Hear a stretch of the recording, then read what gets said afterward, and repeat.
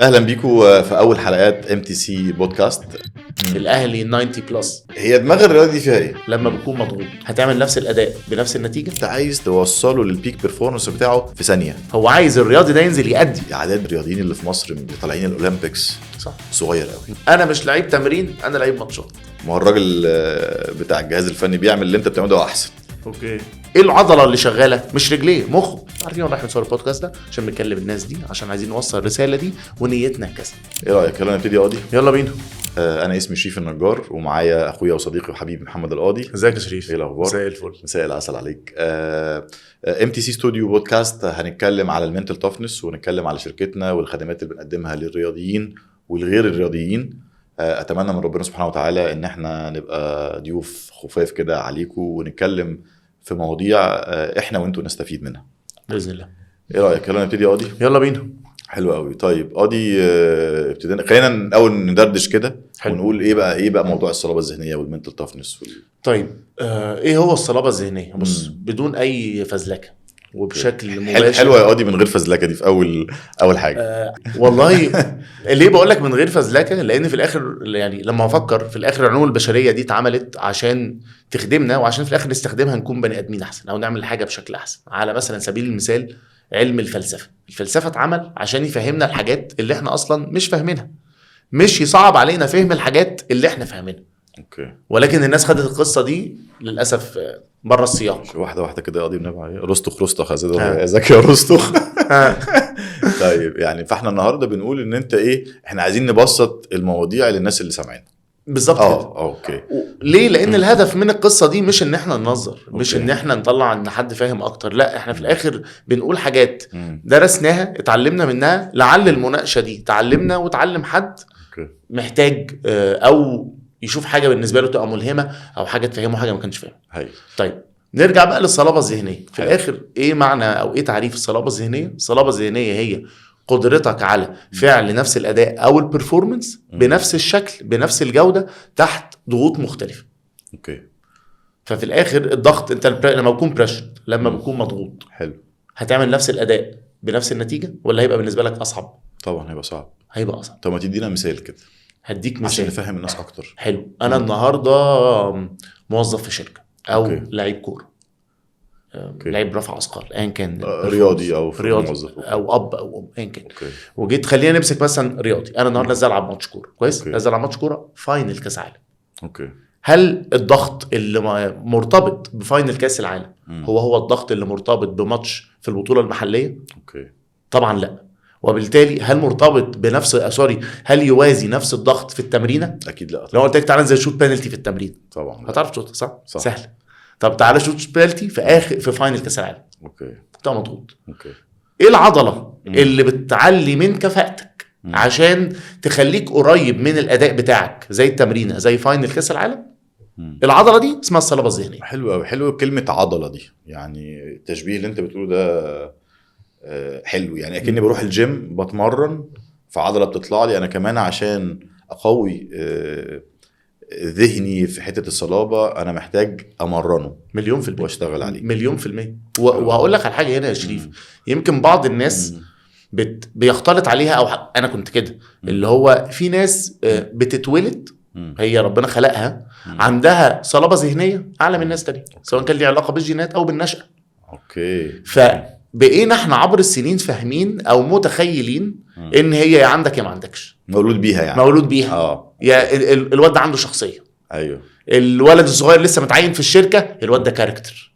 اوكي. يمكن هو فعلا كاركتر، بس ده مش معناه اللي لسه ما عندوش نفس القدره على تاني انه ينور تحت اي ضغوط.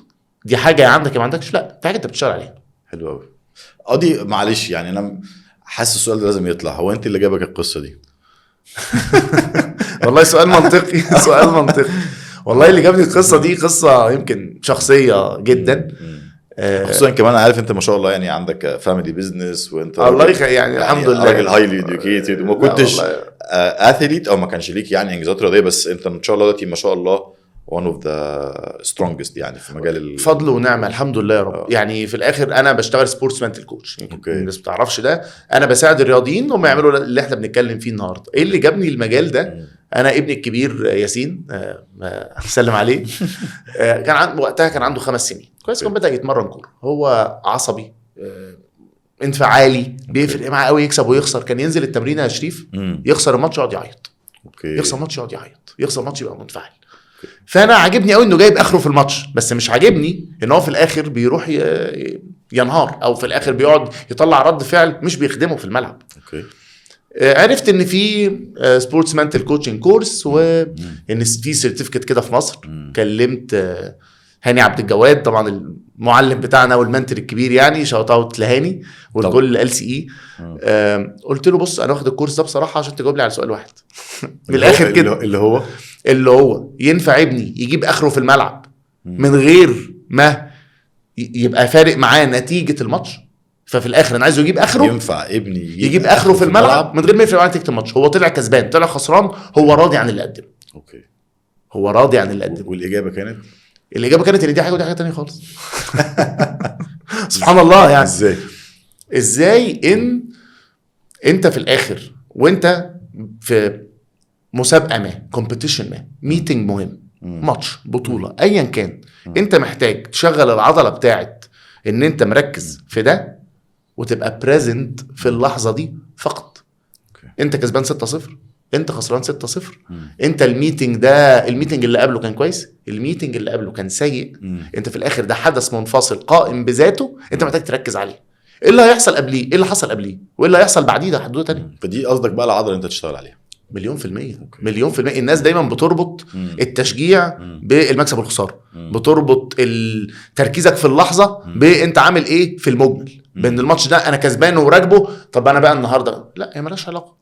واي رياضي ناجح لحظاته اللي فيها، مش بس رياضي، اي شخص ناجح بشكل عام عنده نجاحات، ربنا كرمه بنجاحات في حياته، لحظاته اللي بتنور في حياته هي لحظات مش كتيرة مقارنة بالمجمل.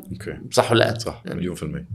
هايل يا والله. انا مستمتع طبعا بالانترودكشن الجميله دي. الله يخليك. عن المنتل تافنس والستوري بتاعتك وانت الله يخليك. انا بقى عندي ليك سؤال. انا بقى عندي ليك سؤال. لا، ما احنا جايين ندردش يعني، احنا جايين نسال بعض. بالظبط. قول يا باشا اللي انت عايزه. النهارده انا اتكلمت عن المنتل تافنس. اوكي. مين هم MTC؟ اوكي. MTC. طب حلو قوي السؤال ده. طيب MTC من غير فلسفه فزلكه وفلسفه. ايوه، من غير الاثنين دول بالظبط. هي شركه انشئت سنه 2020. حلو. احنا بقى لنا 4 سنين شغالين على الارض، وكان الهدف الرئيسي للشركه ان احنا نحاول نبقى جزء بسيط، ودايما بحب امثل نبقى احنا ترس صغير في مكنه كبيره للارتقاء بالمنظومه الرياضيه. حلو. طبعا احنا مش ناس بتوع فنيين، احنا مش سبورتس انفستمنت، احنا مش ناس تكنيكال، احنا مش ناس فنيين، بس احنا جايين من الحته بتاعه المايند ديفلوبمنت، او ازاي تطوير المخ، وازاي الانسان بيفكر، الكونفيدنس ازاي بتتبني، الثقه بالنفس، التحفيز، ازاي تبقى شايف بكره، ازاي يبقى عندك اهداف تحطها. فالحته دي كلها من زمان موجوده في الكوربريت لايف، ومن زمان فيها مدارس، هي منبثقه من علوم الاداره وعلوم النفس من زمان. فالفجوه اللي احنا شفناها ان ده مش موجود في المجال الرياضي، فقلنا هنعمل الشركه دي عشان هي تبقى يمكن من اوائل الشركات اللي في مصر احنا بتبقى سبيشالايزد او متخصصه في التدريب الذهني للراجل الرياضي. دايما الواحد بيبقى غيران اما بيلاقي كده اعداد الرياضيين اللي في مصر اللي طالعين الاولمبيكس صغير قوي. يعني وايل ان احنا عندنا من المواهب ياضي، وعندنا من ودي اصعب حاجه، دي بتاعت ربنا. دي بتاعت ربنا. عندنا من الموارد احنا ما شاء الله 110 مليون كام شاب فالواحد بيغير يعني. اخدناها من الحته دي، وكان عندنا رؤيه صريحه يعني وواضحه ان احنا عايزين نرفع درجه الوعي لمتخذ القرار في المجال الرياضي بالحته دي، بالترس ده، من خلال تسليط الضوء على الجانب الذهني للرياضه، او للرياضي بشكل عام. بالظبط بشكل عام. خصوصا كمان هي ليها بعدين، البعد ان وانت ناشئ، وبعد وانت كبير. بيقول لك ايه، النقش على الحجر في الصغر كان نقش على الحجر، فاهم؟ فانت النهارده التعليم في الصغر كان نقش على الحجر. التعليم في الصغر كان نقش على الحجر. فانت النهارده ما ينفعش واحد بعد بقى عنده 27 28 سنه تيجي تقول له تعالى افهم مخك بيشتغل ازاي. بتبقى صعبه عليه، وبتبقى مش سهله. فالنهارده احنا قطاع الناشئين يعني 14 سنه وانت طالع، هو ده السن الايه الالماظ اللي انت بتشتغل عليه. تشكيل الوعي، تشكيل الوعي بقى، يبقى مدرك هو بيعمل ايه، يبقى مدرك ده صح ولا غلط. فده جزء منه كبير شغلنا. وفي جزء تاني ما بنشتغل مع ناس رياضيين كبار، برضو زي ما انت قلت الضغوط بتبقى كبيرة جدا. فلازم يبقى عنده من الادوات والامكانيات ان هو يتعامل مع ده حتى لو هو ما كانش عارفه وهو صغير. طب انا هنا معلش يا شريف، سوري قطعتك، عندي سؤال يمكن الناس تفكر فيه. طيب انتوا حضراتكم بتشتغلوا على الجانب الذهني للرياضيين بشكل عام.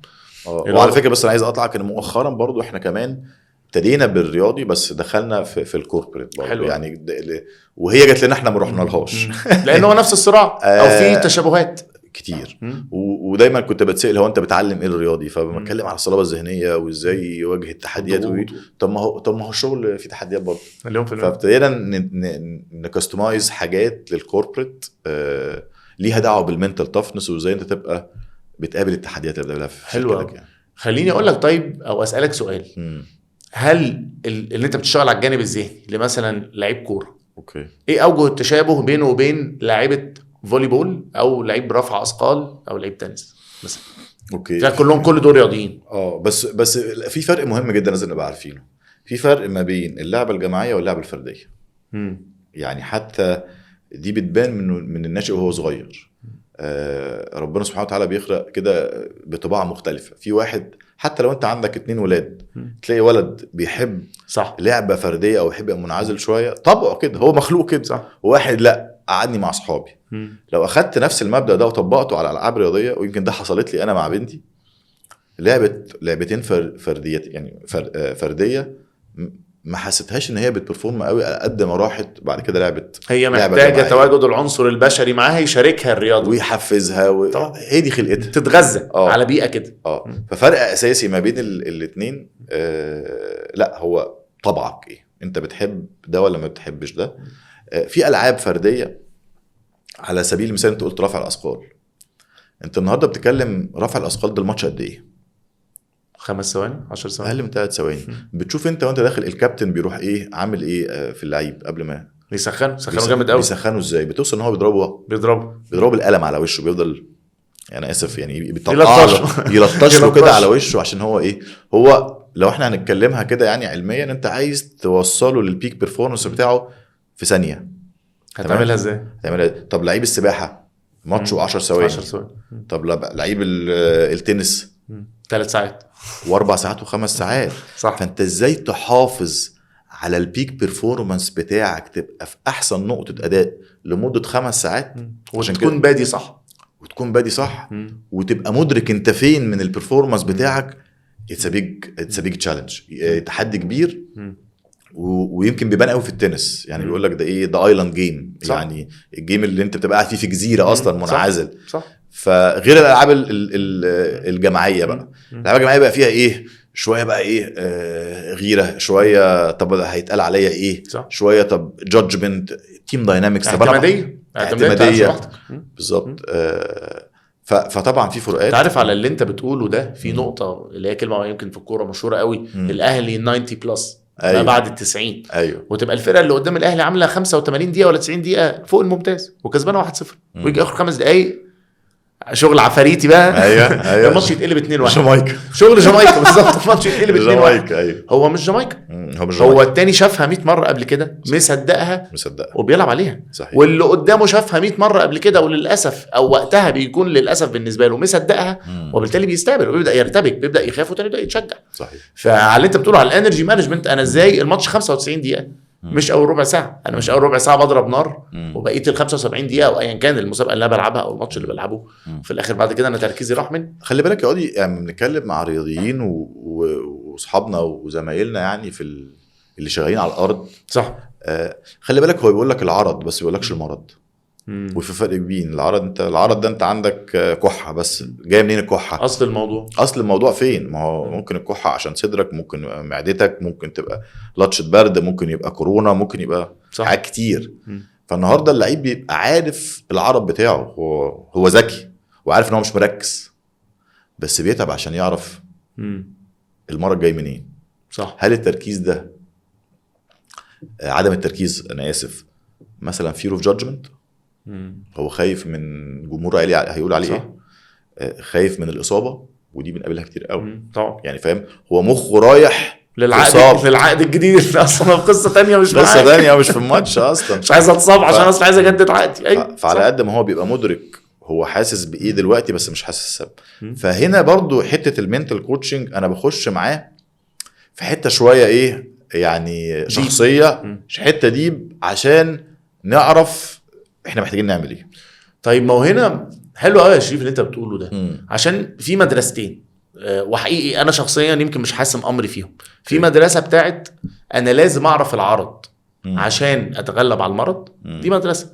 وفي مدرسه تانية مش وقته نعرف العرض، احنا هنشتغل على المرض. ايوه. وده اللي هنشتغل بيه دلوقتي. ايوه بالخرزانه بالظبط كده، مدرسه الخرزانه بالكرباك. انت عارف تبرفورم بالنوع ده من الخوف، ربما هو غير صحي في النطاق الكبير، بس مش وقته، او الموضوع هياخد وقت كبير قوي، ويمكن يبقى ليه مردود حتى يمكن مش مكشوفه للعيب. اوكي.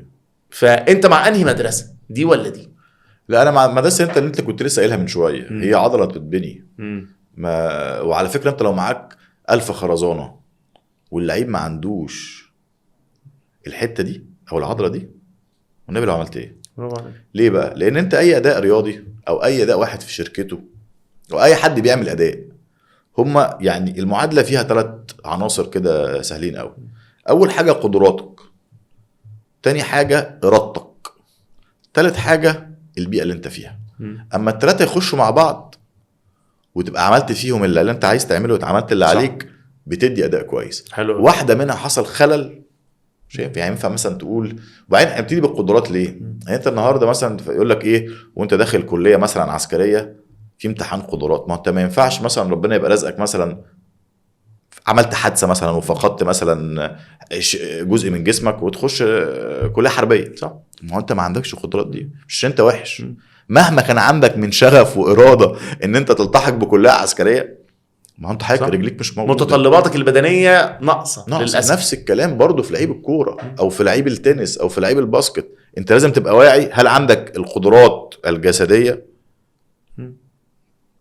والفنيه والمهارات دي ولا لا. دي اول حاجه. ثاني حاجه بقى ارادتك، انت شايف نفسك اصلا اللعيب ده ولا لا، ولا انت بتحقق احلام ناس تانية منهم والدك ووالدتك. ولازم دي بقى ايه نقطه الصدق بقى، فاهم؟ انت بتسمع الكلام ولا فعلا. بنشوف حالات كتير قوي بيفضلوا يلعبوا وعلى فكره بيبقوا فت وعندهم القدرات، بس بتوصل لمرحله كده لما بيدرك 17 18 سنه كده او 16 سنه، ايه ده انا شغال على حلم ابويا، ده انا شغال على حلم امي. فهنا بيحصل بقى ايه؟ صح، الكلاش. صح، مليون في المية. فمن ما احنا صغيرين اما بنفهم هويتك دي متكونه عشان ايه، وانت شايف نفسك ده قدام ولا لا، دي بقى دي بتفرق 1 عن 1000.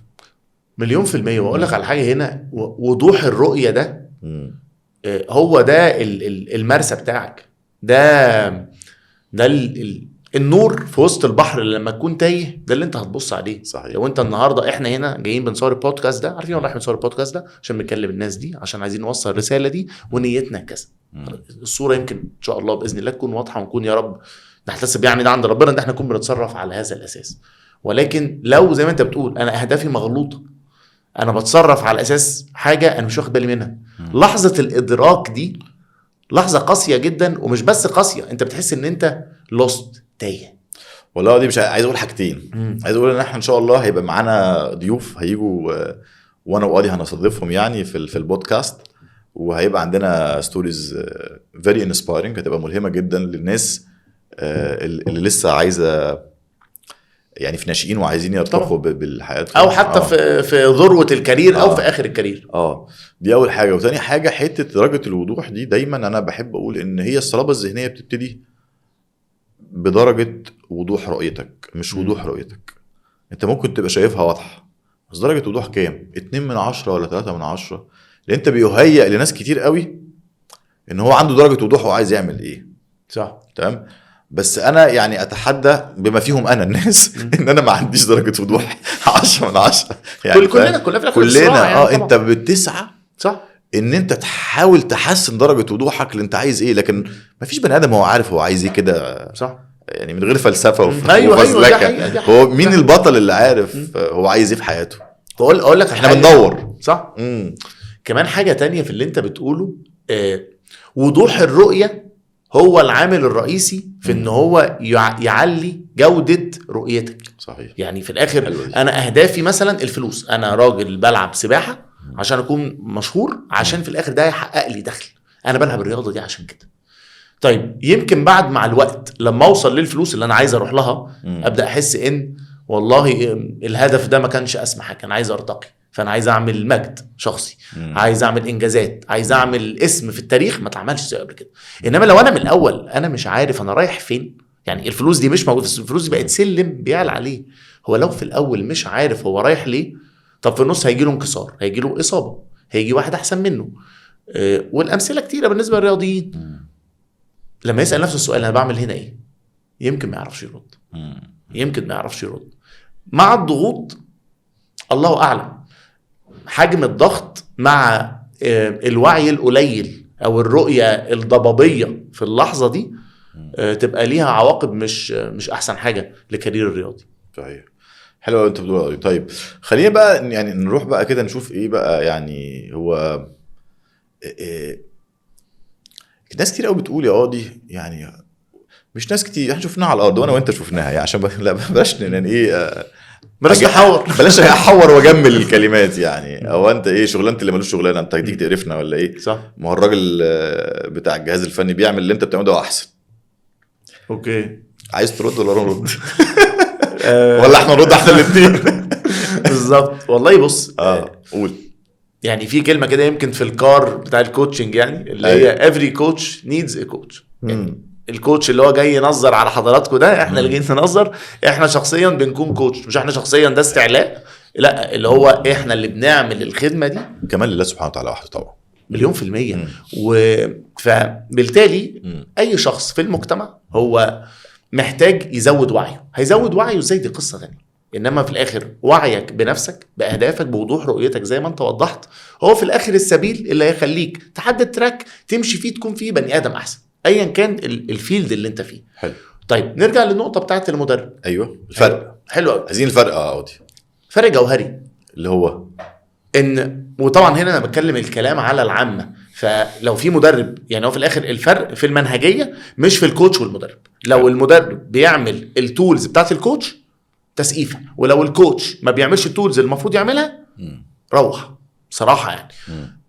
في الاخر معظم المدربين هو في الاخر بيستلهم من تجربته الشخصيه، بيستلهم من تجربته الشخصيه طريقه تعامله مع اللعيبه. اوكي. فانا كما عودنا اباؤنا قصدك تقول يعني 100%. انا النهارده شفت ايه؟ انا كان بيتزعق لي قبل الماتشات كنت بنزل اجز واجيب اخري. غالبا هو هينزل يزعق للفرقه قبل الماتشات. هل الطريقه دي مناسبه للفريق؟ هو ما يعرفش. هل الطريقه دي مناسبه ل 90% من الفريق؟ لكام في المية الفريق؟ هو ما عندوش فكره. طيب المنهجيه الثانيه اللي هي في الحاله دي من المفترض ان يكون السبورتس منتال كوتش بيعمل كده، هو في الاخر بيفصل للعيب الطريقه، احسن طريقه لتحفيزه، احسن طريقه لاداره مخاوفه، احسن طريقه لاداره مشاعره. مثال يا قاضي. مثال نفس الفكره. انا النهارده في حاجه مشهوره عند اي رياضي اسمها البري جيم روتين. البري جيم روتين ما قبل المباراه او ما قبل المسابقه. تمام. انا قبل زي ما انت قلت، انا عشان اخش في المود اوصل للبيك بيرفورمانس زون بتاعي قبل الماتش او قبل المسابقه، انا محتاج اكون بعمل حاجات معينه. طيب في لعيبه بتسمع قرآن، في لعيبه بتكلم مامتها تخلي امها تدعي لها، في لعيبه بتاكل سندوتشات كبده وسجق واحنا شفنا كده، في لعيبه بتسمع مزيكا شعبي مهرجانات، في لعيب بيهزر، في لعيب بيبقى قاعد لوحده. طيب في مين الصح ومين الغلط؟ مفيش صح ومفيش غلط. الصح هي الطريقه. اصلا انا متهيألي اللي بيسمعها دلوقتي يقول لك لا ده صح، ده ايه الهبل ده. تاني اللي بيسمعنا دلوقتي يدور على طريقته ويعملها. طب انا النهارده المدرب، لو انا متخيل ان لو انا بقيت تو كايند مع الناس كلها، بقيت لطيف جدا وطيب جدا مع الناس كلها، الطريقه دي احسن طريقه. مفيش طريقه احسن طريقه، في طريقه لكل واحد. وبالتالي المنهج تاني، نرجع للنقطه، المنهج بتاع الكوتش، شطاره الكوتش انه يعرف اللعيب، مش هو اللي هيقول، هو هيساعده على ادراك ده، ان اللعيب ياخد باله من مناطق التحفيز بتاعته، من الحاجات اللي هو بيفضلها، وبالتالي يخش في احسن زون قبل ما يخش المسابقه. حلو قوي. حتى الكوتش معلش مش هو اللي بيجي يقول له، يعني انا مش، ما فيش حد معاه العصايه السحريه، شريف انت شكلك كده مهرجانات خد اسمع، قاضي انت شكلك كلم امك. لا انت عارف، عايز اقول لك حاجه كمان، ان احنا في خلال ال4 سنين اللي فاتوا دوت احنا دقينا على بيبان كتير قوي. في بيبان اترزعت في وشنا، صح، واللي بص لنا من فوق لتحت، واللي قال لك ده الكلمه شغلانه اللي ملوش شغلانه. بس خلينا نقول ان احنا في كده دايما جمله او معتقد ان احنا جايين ناخد شغل حد. حته الناس اللي هي المنتال كوتشنج او التدريب الذهني او التاهيل الذهني الرياضي ده، وده بعيد كل البعد عن الصحه. بالعكس، ده الجهاز الفني ده على راسي من فوق، ده ليه اساليبه وليه ادواته وليه استراتيجياته وليه تاكتكس بتاعته. انا بعيد عن ده ولا اجرؤ ان انا اتكلم فيها. بس زي ما انت كده قلت يا قاضي، الحاجات الوان تو وان البيرسوناليزد، او حتى اللي فيها تيم داينامكس، ديناميكيات في التيم، دي بتاعت انا بقى. صح، دي بتاعت انا، هو ملوش دعوه بيها. زي ما انت كنت دايما بتقول لنا مدرب الاحمال، مش هو زمان كان كان هو الكوتش، كان هو المدرب العادي، المدرب العام بتاعنا. النهارده مدرب الاحمال 1 و2، وفي واحد نيوتريشنست، واحد بتاع تغذيه. صحيح، يعني وهكذا. يعني جت يا جماعه على الغلبان. لا هو مش جت على الغلبان. اثينك ان هي كثقافه او كموضوع، وهو يمكن اول يعني منتال كوتش يطلع مع بعثه رسميه في الاولمبيكس ده كان 71. فانت النهارده بتتكلم ده اول امبارح في مجال علم او في مجال رياضه، ما نتكلم في 50 60 سنه، ده ولا حاجه. صح ولا حاجه، صح. فهي لسه في بدايتها، وابتدت تقرب كمان ميدل ايست او تجينا في الشرق الاوسط، ما بقالهاش كام سنه مؤخرا 10 15 سنه ويمكن احنا ربنا كرمنا انا وانت ان احنا من اوائل الناس اللي ابتدينا ندرس ونتعلم، ولسه بنتعلم في القصه دي، قدامنا يعني سنين كتير فيها قوي يعني. 100%. طب قاضي دلوقتي بقى، يعني برضو عشان برضو نشوف الموضوع بمنظور افقي كده، انت شايف حته الانتجريشن او الترابط ما بين الهيد كوتش او الجهاز الفني والمدرب الذهني المفروض تشتغل ازاي على الارض بقى؟ سيبك من اللي انا قلته بقى، الكلام النظري والبيبان اللي اتسدت في وشنا. يعني اجابه صادقه حقيقي مني، يعني او من اللي انا شفته فعلا. هو سؤال صعب، لان حقيقي الانتجريشن مش سهل. طيب الاول خلينا نشرح الكونسبت. هو ليه اصلا المفروض يكون في انتجريشن؟ يعني ليه المفروض يكون في تكامل بين اعضاء المنظومه دي؟ ايوه. الرياضي 3 اضلاع: ضلع تقني تكنيكال، ضلع فيزيكال، وضلع منتل. طيب انت النهارده راجل بتلعب باسكت بول كويس، محتاج كتله عضليه بشكل معين، صح، تكون مناسبه للرياضه اللي انت بتلعبها. ينفع الراجل اللي شغال معاك على الاحمال او بتاع الفيزيكال ورك اوت او يعمل لك كتله عضليه زياده عن اللازم؟ مش هتعرف تلعب، صح، تقنيا مش تبقى شاطر. وبالتالي هنا التكامل انت محتاجه ما بين الضلع الفني التقني والذهني والبدني. طيب على ارض الواقع ايه اللي بيحصل في الاخر؟ على ارض الواقع المدرب الهيد كوتش هو فارق معاه ايه؟ بيرفورمانس. هو عايز الرياضي ده ينزل يأدي. المدير في الشركه فارق معاه ايه؟ الموظفين في الشركه دول يأدوا مبيعات، صح. هو انا مش فارق، هو عنده مؤشرات اداء. ما تزعلش مني انا شريف، وفي الاخر انا نازل ماتش مرعوب، مش فارق معايا، انا عايزك تنزل تلعب كويس. بس ما هو اكل عيش يا قاضي، صح، ما هو دي وظيفته 1,000,000%. أيوة. ولكن يمكن الجسر المنقطع هنا، الجسور اللي محتاجه توصل، هو ان اللعيب اللي خايف مش عارف يلعب كويس. يعني هي مش بالعافيه، مهما دوست بنزين ما هي مش بالعافيه، هيطق منك في مره ويمكن يطق كل مره. وبالتالي هو احنا ليه اللي قلته يمكن في الاول في البودكاست، ان احنا مهم قوي ان نعرف ان احنا هنا لما منتل كوتش بيشتغل مع لعيب، انا بشتغل معاه عشان تحسين اداؤه في الملعب ببساطه. فاكتشلي هو في واقع الامر هو جزء مكمل لعمل المدرب. فالمدرب احنا تحت جناحه. ليه تحت جناحه؟ لان هو المايسترو، هو قائد الاوركسترا، هو اللي بيقول الكمانجه تخش هنا، الفيولين يخش هنا، والجيتار يخش هنا. صح. ما ينفعش انا اعزف بره النسق. فمفيش اي تضاد بين الاثنين، ومش المفروض يكون في اي تشاحن او تناحر، وكل واحد المفروض يعرف الرانك بتاعه كامل يعني. وده شيء ما يزعلش حد. الجزء التقني هو في الاخر هو ده اعلى حاجه في الرياضه، هو ده في الاخر الهيد كوتش، وتحت بيجي الجزء الذهني والبدني وبقيه اعضاء طاقم التدريب بتاعه. طيب عايزين نستثمر الحبه الجايين دول بقى. هسألك سؤالين، حلو قوي. اختار ترد على مين فيهم الاول. ماشي. هي دماغ الرياضه دي فيها ايه؟ واحد. حلو. وهو محتاج ايه بقى يعني هو فيها ايه الاول ومحتاج ايه؟ طيب دماغ الرياضه فيها العلبه دي فيها ايه؟ طيب دماغ اي شخص هي مكونه من مجموعه افكار، والافكار حاجه وفعل التفكير حاجه تانية، فاهم؟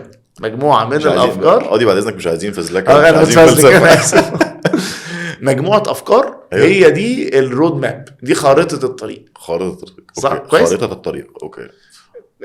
ويمكن المعلومه دي مش ناس كتيره ربطها، بس هي انت عندك افكار. الافكار دي اللي بترسم بعد كده الشعور، اللي بترسم بعد كده التصرف. اوكي. افكار، شعور، تصرف، اكشن.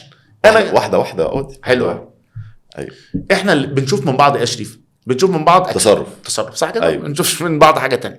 ويمكن في موديل كلنا بنستخدمه وموديل مفيد جدا، هو الايسبرج موديل، اللي هو جبل الجليد الكبير جدا اللي احنا بنشوف انه حته كبيره فوق الميه، بس هي دي لا شيء بالنسبه للي تحت سطح الميه. صح كده؟ صح. نفس الحاجه البني ادمين، احنا شايفين من بعض التصرف ده 20% من اللي جوانا، لان في الاخر احنا مش ماشيين كده هبله، ما احنا بنتصرف بناء على حاجات معينه. طيب نرجع لدماغ اللعيب فيها ايه. لا بس اديني مثال بس على الجبل الجليدي عشان الناس تفهم معانا. الجبل الجليدي يعني ايه؟ يعني ايه جبل؟ مثال من اللي فوق ومثال من اللي تحت. يعني انا النهارده مثلا احنا قاعدين بنتكلم مع بعض كويس، وانت دلوقتي خدت بق ميه. حلو. أيوه. بالهنا والشفا. ميه ولا قهوه؟ بتشرب ايه؟ ميه والله. حط لي ميه برضه. طيب بالهنا والشفا. انا بدات اديك اتيتيود، بدات ابص لك بصات مش كويسه، تتنك عليا، بدات اتنك عليك. كويس. فده التصرف. فانت شايف مني ايه؟ تصرف. التناكه. انت هتفسرها تفسير انا ما شفتوش، هتحس شعور انا ما اعرفوش، هتديني ايه في المقابل؟ تصرف تاني. طبعا. طب ايه 80% اللي تحت باعتبار انا اللي بدات قله الذوق؟ الفئه اللي تحت وان انا عندي فكره ان لما ابقى بكلم حد ويعمل حاجه غير ان هو يسمعني، اللي هو انا شربت الميه، انت حضرتك شربت ميه، دي قله ذوق، انت مش سامعني كويس. ده استدعى عندي شعور ايه؟ دي فكره خاطئه، بس هي فكره. هي فكره صح، برافو عليك، هي فكره خاطئه ولكنها فكره، فبالنسبه لي هي واقع. طب حسيت بايه؟ بان انا عندي شويه ايه الكلمه؟ ان انا اقل منك مثلا. ان انا اقل منك وانت مش مهتم بيا، انفيرير يعني، خدت بقى اقليه، لا فخد بقى اقول لك. وحسيت ان انا اريتيتد، ان انا في شويه كده مشاعر سلبيه جات لي، وبالتالي خد. فانت شفت مني الاكشن. خد لي بقى المثال ده. حلو. وننزله على الملعب. حلو قوي. وننزله على دماغ اللعيب فيها. لا بالظبط. حلو قوي. دماغ اللعيب لاتس سي مثلا فيها ان انا، ودي كلمه بنسمعها، انا مش لعيب تمرين، انا لعيب ماتشات. عارفين الكلمه دي صح؟ ايوه. واللعيبه للاسف في لعيبه كتيره بتتغذى الفكره دي. طب لما هو يبقى الفكره دي جواه، اللعيب ده في التمرين هيعمل ايه؟ الاكشن بقى اللي انا شايفه منه هيتدلع. صح؟ ايوه. لان هو في الاخر دي فكرته عن نفسه. فكرته بص عشان في كلمه بس ايه محشور عايزه، دي اسمها غازات فكريه. ده مش فكره والله.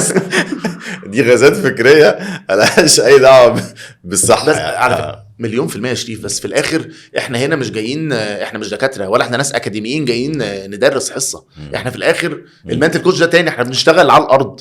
فدي حقيقه، في لعيبه فعلا فكرتها عن نفسها انا لعيب ماتشات مش لعيب تمرين، وينزل حتى رابط يعني الجزمه رباطها مش مربوط، مفكوك في التمرينه، يا دوب بيجري اي كلام، بيسخن اي كلام، وبيعمل اقل داخل يهرج بقى، مش واخدها داخل يهرج، وينزل الماتش ينزل يجز. طيب فدي فكره. بلاش حاجه تانية، فكره اللعيب عن الماتشات الكبيره. ده حدث يدعو للتوتر ولا حدث يدعو للتشجيع؟ للتوتر ولا للتشجيع؟ للتشجيع. اوكي. ده يعني مثلا كاس مصر، بطوله العرب، حاجه كده يعني، قصدك حاجه افريقيه؟ حاجه ايا كان، يعني في الاخر ماتش جماهيري، ماتش مهم في ايا كانت الرياضه اللي انت بتلعبها. انت الحدث ده، انت احساسك قبل الماتش ايه؟ احساسك ده متكون من افكار. هو ده الافكار اللي جابت الاحساس.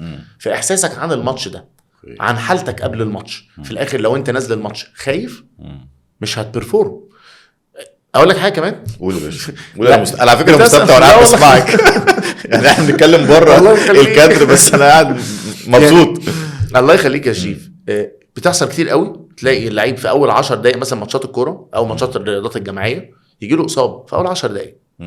ده ستريس، او اوقات كتيره بيكون ستريس. لان لما بيكون ستريس اللعيب ده ايه العضله اللي شغاله؟ مش رجليه، مخه. اوفر ثينكينج ابن لذينه شغال في دماغه مجموعه افكار مش قادر يسيطر عليها، وبالتالي عضلات بتنشل، عضلات مش واخده راحتها. وبالتالي اوقات كده يعني في مثل الامثله كتير واللعيبه بيحصل لها ده. وبالتالي اللي بحاول اقوله ايه؟ ان دماغ اللعيب اللي فيها ايه دي ممكن تجيب له اصابه عضليه. العمليه مش عمليه ان انت مثلا هتخاف فتبقى انت انا مش شايف منك، لا، ممكن تجيب اصابه عضليه. في لعيبه بترجع قبل الماتشات، ليله الماتش بقى بايت بيرجع. ده مش قصور منه، ده مش معناه ان هو شخص لعيب غير جيد، لا، ولكن هو مش قادر يدير افكاره بشكل جيد. حلو. طب وانت قلت جمله بس ما رضيتش اقطعك لغايه ما تخلص المثال الحلو ده، اللي هو احنا مش دكاتره. امال احنا مين؟ طيب هشرح انا نظريا وهرد عليك بسؤال. خلاص. طيب ماشي. انت في حاجه اسمها المنتل هيلث سبيكترم، مقياس الصحه النفسيه. كويس. ده عليه كل اطياف البشر من حيث الصحه النفسيه او الصحه الذهنيه. حلو. فده بيبدا اخر الشمال خالص، الناس المريضه ربنا يعافينا يا رب ويشفيهم جميعا، اللي بيحتاجوا يروحوا لسايكايترست، دكتور نفساني. طب واخر الناحيه الثانيه ايه؟ هو الشخص السليم، الرجل المريض. طيب الكوتش، احنا بناخد السليم بعد السليم بالظبط كده. احنا بناخد السليم والطبيب بياخد المريض. الطبيب بيشخص، الطبيب بقى والمعالج وكل الناس اللي على الجانب ده من السبيكترم او من المقياس هم بيشتغلوا مع الناس. الطبيب ده خريج كليه الطب. طبعا طبيب فاهم امراض نفسيه، فاهم تشريح، ايوه فندم، فاهم كميه الادويه اللي هتخش على المخ، الاكتئاب وبقيه الامراض النفسيه.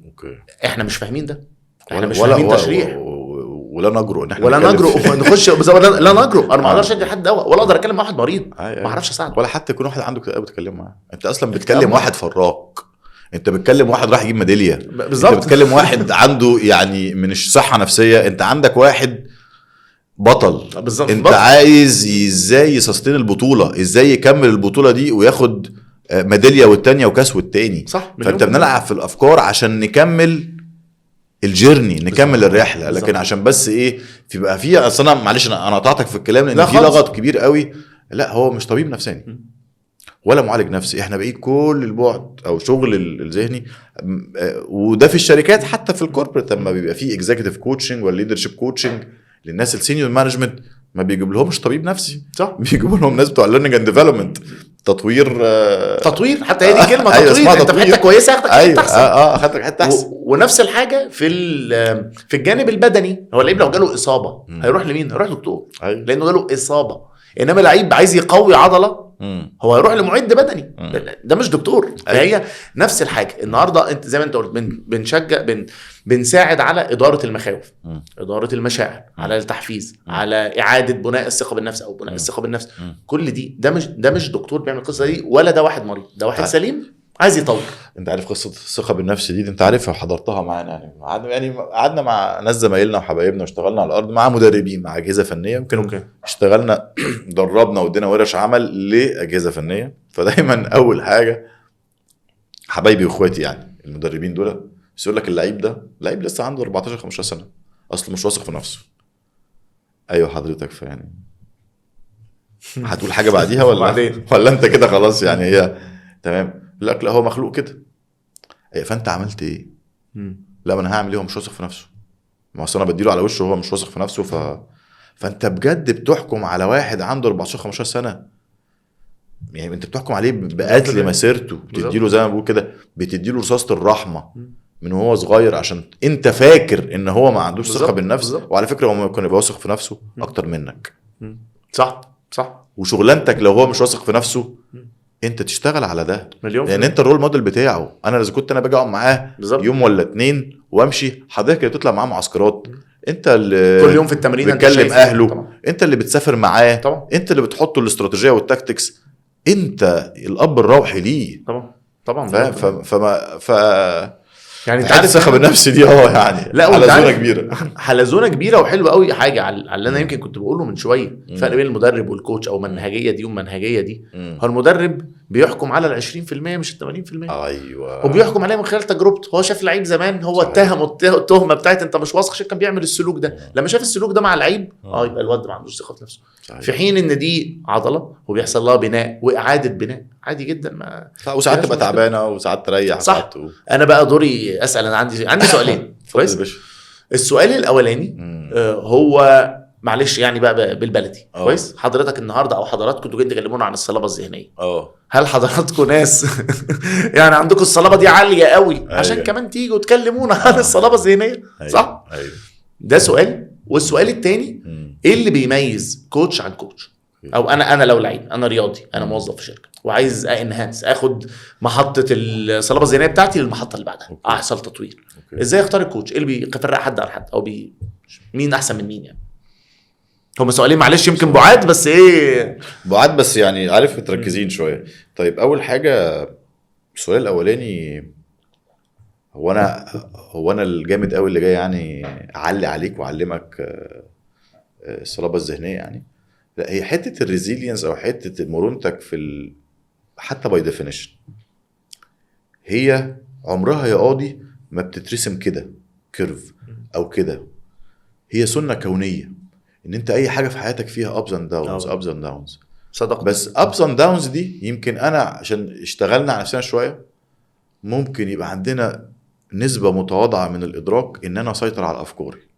وبقول تاني بحط تحتيها 500 خط، نسبه متواضعه من الادراك. تمام. لان انا قادر ادرك اذا كنت انا متنرفز جايه منين، ايه العرض، ايه المرض. مش هقول لك 1 في 1000 بس اشتغلت في الرحله بتاعتي. هل معنى كده ما بقعش؟ بقع. هل انا ما بزعلش؟ بزعل. هل انا ما بيجيليش سيلف توكس وداوتس؟ بيجيلي طبعا بيجيلي. هل انا ما بروحش الكوتش؟ لا بروح لكوتش ساعات. ويبقى ليا منتور وليا ناس برجع لها في حياتي. يموت المعلم ولا يتعلم. صح. واللي ملوش كبير بيجيب له كبير. فطبعا لا يعني اذا كنت انا مثلا سبقتك في الحته دي ودرست وعرفت شويه حاجه فربنا يجعلني رزق ليك ان انت تبقى احسن مني يا سيدي. مش معنى كده ان انا احسن منك خالص. صح خالص. زي ما انت بتشوف امثله كمان في الحياه العمليه دول ابن معرفش الحاج مين بقى احسن منه في كذا. الموظف اللي كان عند المدير ده بقى رئيس تنفيذي والمدير ده محلك سر. صح. ويمكن تعرف على اللي انت بتقوله ده حلو قوي يا شريف عن الحته دي. الفرق هو ده الفرق ما بين المنتور والكوتش. في الاخر انا مش بالضروره اكون شخص في المطلق اجود منك عشان انقل لك تول. انا بنقل لك تول انا اتعلمتها. انا مش منتور. انا مش شخص جيد. انا شخص عادي زي اي حد. بنقل لك تول. ممكن تبقى انت احسن مني في حاجات معينه تاخد مني التول برضه.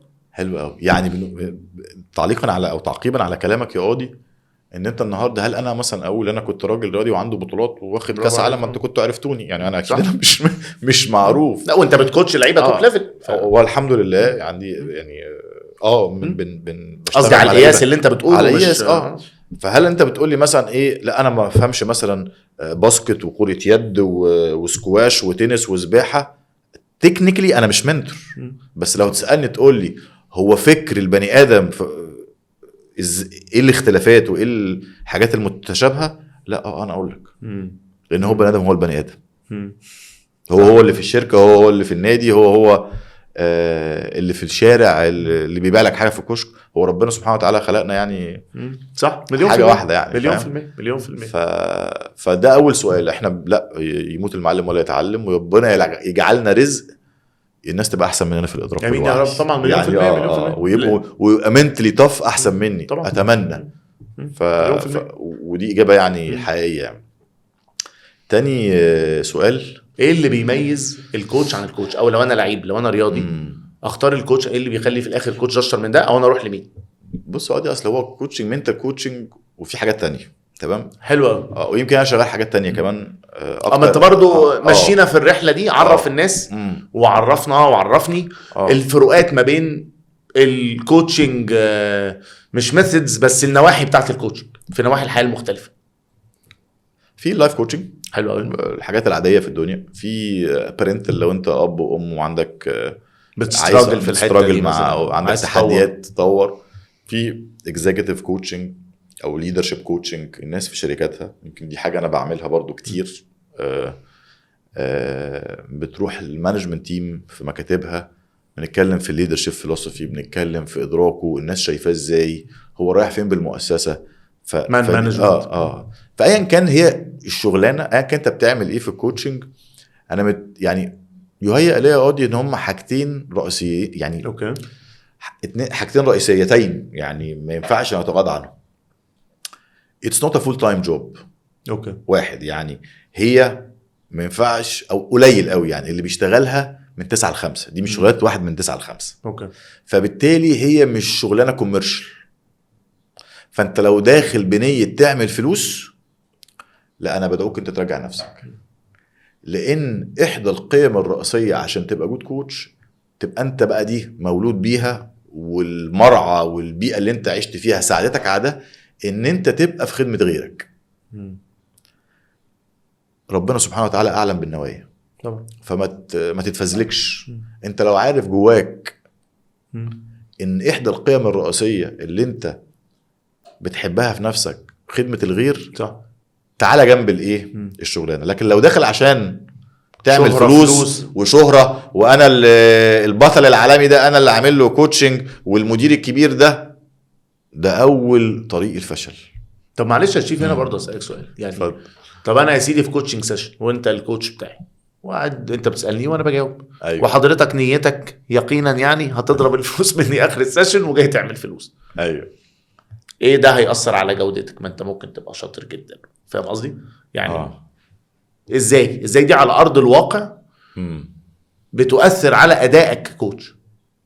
لان انت as a coach انت you need to be مركز مع الراجل التاني، رحلته هو مش هدفك انت رايح تخدمه لرحلته هو، مش تخدم نفسك. تمام. بيبقى فيه مقابل، لكن انت تخدم نفسك من خلال خدمته، رحلته. انا بحب اقول رحلته، صح. لان انت بحب امثلها ازاي. الراجل اللي انت بتعمل له كوتشنج ده يا قاضي هو راكب قطر، والقطر ده فيه محطات. حضرتك از كوتش بتخش معاه محطه، بتقعد جنبه في الكرسي، تمام، وبتقعد معاه 5 6 7 محطات. دول محطات بقى، دول 6 اشهر، لكن في الاخر انت بتنزل من القطر والقطر مكمل، صح.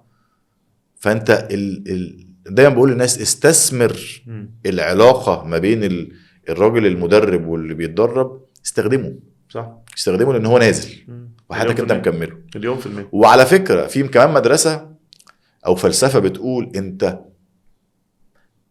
المفروض ما تقعدش محطات كتير قوي. طبعا. ليه بقى؟ لان دي بتحول لاعتماديه، وده كل البعد عن الكوتشنج. انا بعلمك تعتمد على نفسك، مش عشان كل ما يحصل لك حديث مش على مزاجك تكلم كوتش، بالعكس ده كل البعد عن ده، صح، مليون في المية. فدي اول حاجه ان انت تبقى ان سيرفيس. تاني حاجه انت محتاج زي السواقه كده، زي ما بتتعلم المشي. اتعلمت المشي ازاي؟ قمت واتهبت في الترابيزه، قمت واتهبت على رجلك، قمت واتعورت، لغايه اما انت عرفت تمارس ايه، صح، المشي، وبقيت تمشي وانت مش واخد بالك. نفس الكلام السواقه انت ما بتفكرش وانت بتسوق. فهي يعني محتاجه شويه وقت، محتاجه تعد ساعات، محتاج تعمل جيرنيز مع ناس، لان هي يعني بتاخد وقت، بتيجي بالخبره وبتكبر فيها، بتيجي بالخبره. عارف لو حلو قوي اللي انت بتقوله، عجبني قوي المحورين اللي انت اتكلمت فيهم. الصدق، النية في حته بتاعه ان سيرفيس، وان انا فعلا جاي اخدمك مش اخدم نفسي. والحته التانية هي الممارسه، و ان انت تعمل عدد ساعات اكتر او كوتشنج سيشنز اكتر، وبالتالي انت نفسك بتتطور ككوتش. حاسس حاجه ثالثه يمكن دي شخصيه طبعا كلنا اتعلمناها، اي كوتش اتعلمها، هي السنس اوف وندر، اللي هو ازاي انا كمستقبل، انا ككوتش بسمع منك، بحكم عليه، اسف، بسمع منك بلا احكام. اوكي. بسمع منك وانا مستدعي عندي ان انا عايز اعرف اكتر. لا فهمني ليه ده؟ لان البني ادم اللي بيتكلم يمكن هو مثال مخل يعني، بس لما يجي مثلا عارف واحد قتل قتله في سجن بيتكلم عن جريمه القتل، والله بتكلم بجد، هو بيتكلم عنها بمنتهى الاريحيه وبألفة شديده، ما عندوش اي مشكله في الكلام اللي هو يا عم، صح. مش عارف رحت عملت ايه وبتاع، منتهى البرود. لان في ألفة، هو مش مستغرب الموقف. طبعا ده بيبقوا طبعا ناس مرضى، ولكن البني ادم بينه وبين افكاره في ألفة. فانا حتى لو بعمل سلوك خاطئ ولكن انا اعتدت عليه، او في سلوك خاطئ انا اعتدت عليه، في ألفة بيني وبينه. فانا لو حسيت الشخص اللي قدامي بيحكم على سلوكي الخاطئ، انا ممكن اكذب، ممكن اخبي، ممكن البس شيلد عشان ما اعملش كده، او اتبجح في وشه، انت مالك يا عم وانا بعمل كده. انما لما احس ان اللي قدامي يقينا عايز يعرف اكتر، عايز يفهم اكتر، وبالتالي ازاي نساعد بعض في الرحله دي، ان انا اشوف شكل جديد للسلوك ده، شوفه من زاويه تانية، ده بيكون ليه في رايي اثر السحر. طبعا هو رزق ربنا سبحانه وتعالى، فعلا ربنا يعني لو حد فعلا مشغل الحاجه دي وربنا ساعده على كده، لا بيكون ليها اثر ايجابي حقيقي يعني. هي يا قاضي. طيب عشان وقتنا يا قاضي عايزين برضو نتاتش سريعا كده، يعني في دقيقتين 3 احنا رغينا كتير. رغينا كتير. في دقيقتين 3 كده، المنظومه بقى انت شايفها ازاي وازاي نرتقي بيها؟ لان احدى الحاجات الرئيسيه في MTC وزي ما انت عارف ان احنا يعني نبقى ترس صغير نساعد بيه نرفع درجه الوعي لصحاب القرار. صحاب القرار فين يا قاضي؟ صحاب القرار فين؟ والله صحاب القرار عند الناس اللي قررت تبقى مسؤوله، صح؟ يعني انا ما اقدرش اتهم حد انت ما بتعملش اللي عليك، وما حدش نفس البوزيشن اصلا نعمل حاجه، صح. ولكن في ناس قررت ان هي تبقى مسؤوله عن رياضه كره القدم في مصر، عن رياضه الكره الطايره، عن التنس، عن مهم جدا ان الناس توعى ان في الاخر الشغلانه دي شغلانه بني ادمين، وبالتالي يبقى في جانب ذهني لكل بني ادم احنا محتاجين نرعاه. مش عايز اقول ان ده الجانب الاهم، لان احنا مش في الخناقه بتاعت انهي جانب اهم خالص، بس ربنا ادى للمصريين وادى للناس تانية، ولكن احنا كمصريين عندنا موهبه حقيقي، احنا بنعرف عندنا نلعب اعداد، بتعرف نلعب هاند بول، أيوة. بتعرف تلعب باسكت، بنعرف سكواش يعني احنا دلوقتي بقينا كيس احنا ستادي بتدرس في السكواش، حتى بادل تنس الرياضه اللي جايه جديده في مصر عندنا ناس جيده جدا. الرياضات القتاليه احنا عندنا موهبه. بدنيا ما عندكش اي حاجه ان انت ما عندكش اي تحدي بدني لممارسه اي رياضه، وبالتالي ايه اصعب شيء؟ هو رعايه النشء او رعايه الموهبه. حلو. هو ده. طب رعايه الموهبه دي في الاخر في رايي المنظومه دي محتاجه ان احنا نبقى بنتعامل مع بني ادمين، كل بني ادم ده له احتياج، وازاي ارعاه فيخدم الصوره الكبيره، الهدف الكبير اللي انا عايز اوصله. حلو. ده في عجاله كده اعتقد، يعني طبعا اجابه مخله، ولكن ده المنظور من فوق. احب اسمع برضو انت رايك، انت نزلت على الارض وانا عارف MTC اشتغلت مع اتحادات، اشتغلت مع منتخبات، واشتغلت كمان مع فرق، فانت شايف من فوق كده؟ انا شايف في حاجه بتحصل على الارض سريعا برضو، لا ترتقي باللي احنا عايزين نعمله كبلد، كجمهوريه مصر العربيه. ببقى غيران، في مبادرات حلوه، بس لسه مشوار طويل، وعايز تركيز والناس اللي تبقى مقتنعه بان ده احتياج، لان لسه عندك برضو شويه ما وصلتش، بس يعني هو ربنا يجعلنا رزق ان هي توصل يا رب. الناس كلها استمتعت بالحديث معاك يا قاضي. الله يخليك يا شريف، انا اكتر. وان شاء الله المره الجايه في البودكاست اللي جاي هيبقى معانا ضيف عزيز قوي على قلبنا برضو، وهنتكلم في مواضيع مختلفه، واستنونا ان شاء الله في البودكاست الجاي.